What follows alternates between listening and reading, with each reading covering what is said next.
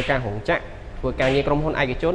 បាទឬក៏ធ្វើជាមន្ត្រីរាជការអាចដាក់ពាក្យបងមនុស្សជាមួយនឹងហាងលក់ម៉ូតូ Honda Chassis បានទាំងអស់បាទលក្ខខណ្ឌឯកសារក៏ងាយបាទលក្ខខណ្ឌដកម៉ូតូក៏ងាយបាទសម្រាប់បងអ្នកខេត្តតាកែវចង់បានម៉ូតូយុទ្ធប្រើមែនអត់ចង់បានម៉ូតូយុទ្ធជិះហាត់មានលុយចូលរួមមុនមែនទេ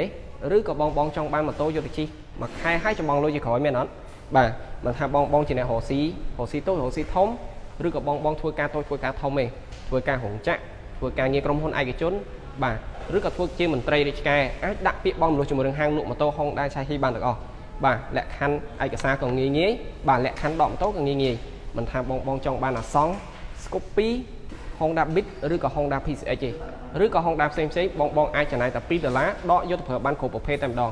បាទចំពោះលក្ខខណ្ឌឯកសារគឺងាយមែនតើសម្រាប់បងជាអ្នកធ្វើការត្រូវការតែអត្តសញ្ញាណប័ណ្ណមួយសម្បត្តិកំណើតមួយកាតការងារមួយ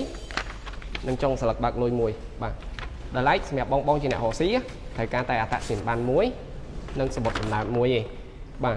ហើយចំណាយតែ$2ដកម៉ូតូយកទៅប្រើបានគ្រប់ប្រភេទទាំងអស់មិនថាបងនៅខេត្តណាឲ្យតែមកស្នាក់នៅឬក៏រកស៊ីធ្វើការនៅខេត្តតាកែវគឺដាក់ពាក្យបងមនុស្សបានទាំងអស់ព័ត៌មានបន្ថែម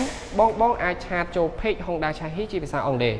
ទី1ទី2បងអាចអញ្ជើញមកដល់ហាងលក់ម៉ូតូ Honda Chassis ផ្ទាល់ក៏បាននៅខាងជើងផ្សារអង្គរសោមជាប់នឹងធនាគារ AC លីដា